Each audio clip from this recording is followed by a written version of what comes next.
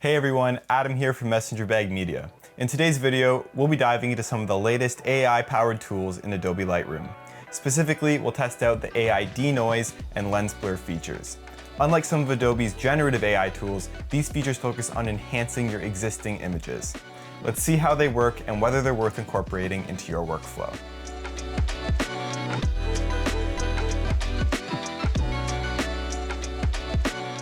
Adobe's been rolling out some really impressive features lately, with AI at the forefront. From Photoshop's Generate Image feature to Illustrator's AI-powered vector and pattern tools, Adobe's transforming the way that creatives approach their work. There's more to come in late 2024 with Premiere Pro's announced release of their new AI capabilities that let you create and remove objects, change clothing, and even extend footage. Some of this is already available in beta, and I can't wait to try it out.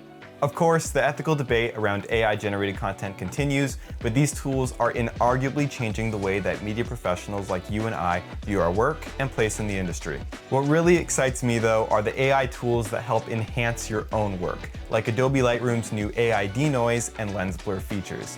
These aren't about creating something out of nothing, but are improving what you've already captured. Let's jump into a hands-on demo of these features.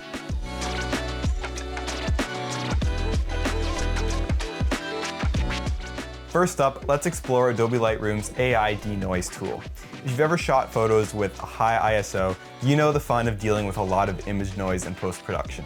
If you're not very familiar with camera functions such as ISO, check out our video on camera basics where we break it all down. The link is in the description. Now, in the past, reducing noise manually often led to images that were overly soft, almost like an oil painting. AI Denoise changes that by using machine learning to reduce noise without sacrificing detail. To demonstrate this feature, I have two images ready to go, one shot at a low ISO and one shot at a much higher one. As expected, the high ISO image is noticeably noisy. While some may like this grainy look for creative purposes, especially if it's a film grain aesthetic, let's assume we want a cleaner, sharper image that looks more similar to our low ISO shot. To apply AI Denoise, I'll head to the Detail panel and click Denoise. This opens Adobe's Enhance window, where I can adjust the level of noise reduction using a simple slider. Remember, even the cleanest images will have some noise, so you don't want to overdo it. Once it's processed, you'll notice the difference right away. The image is cleaned up, but unlike manual noise reduction, the details are still sharp, and the over-softening effect is minimal. There's also a little sparkly icon that appears on the thumbnail, indicating that it's been AI-enhanced content. Overall, this tool is a game changer. With that said, I wouldn't say it renders ISO inconsequential. You still want to be purposeful with your camera's settings and mindful of the aesthetic quality of your images. However, it definitely allows photographers to confidently push their ISO a little higher in challenging situations without worrying as much about noise, and offers the ability to prioritize your aperture and shutter speed. I've already been using this in some of my work, and it's been very helpful.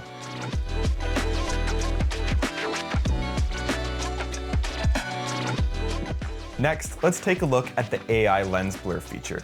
This one's a bit more ambitious. It uses AI to simulate changes in depth of field, even if your image was shot at a small aperture.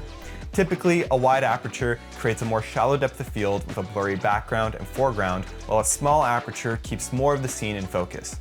Again, you can learn more about aperture and other camera settings in our Camera Basics video. Lens Blur uses Adobe Sensei, Adobe's machine learning platform, to create a depth map of your image, allowing you to blur the foreground and background. Here I have two example shots. The first was taken at f1.8, giving us a super shallow depth of field. The second was taken at f22, where everything is in focus. The goal is to see if Lens Blur can make the second image look more like the first image. In Lightroom's Develop module, I'll select the Lens Blur tool and click Apply. Lightroom then automatically analyzes the depth of the image and creates a depth map. You'll see a focus range strip that allows you to adjust how shallow or deep you want the blur to be. This represents the objects in your image from nearest to furthest as understood by Adobe's machine learning. You can choose where it will start and end the effect in the image's depth map. There's also a blur amount slider, which controls the intensity of the effect. Below that slider, you can choose different bokeh styles: modern circular lens, bubble, 5-blade, ring, or cat eye, depending on the aesthetic that you're going for. One thing to note though, while lens blur is helpful for subtle adjustments, it's far from perfect. If the depth map isn't accurate, you may see some odd artifacts, especially around the edges of the subject and most noticeably around hair on human subjects. Luckily, Lightroom gives you manual tools to touch up these areas, although the results are still often unrealistic in my opinion. For now, I'd recommend using AI Lens Blur carefully. It's not quite ready for heavy-handed applications and still looks a bit artificial if you push it too far. Be tasteful. Think of it as a way to enhance or refine an image, but not something to rely on as a fix-it-in-post type of situation. Always aim to get your aperture and depth of field right in camera.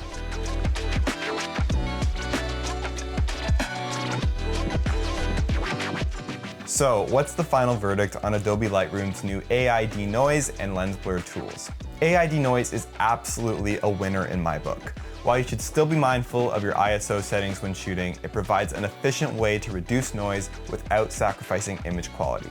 Perfect for photographers dealing with low light situations or high ISO settings. AI Lens Blur, on the other hand, is an exciting feature with potential, but requires a bit more finesse.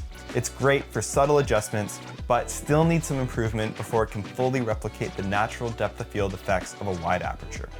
In both cases, the key takeaway is to use these tools as enhancements, not replacements for solid shooting techniques. Set yourself up for success with good camera settings and use these AI features to refine your images, not fix them. Well, we hope you found this tutorial of the new AI features in Lightroom helpful. If there's any other features in Adobe products or any other softwares that you want us to check out, please let us know in the comments below.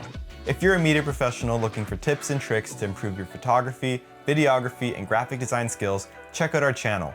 If you like what you see, consider subscribing. Thanks again for watching, and we'll see you in the next video.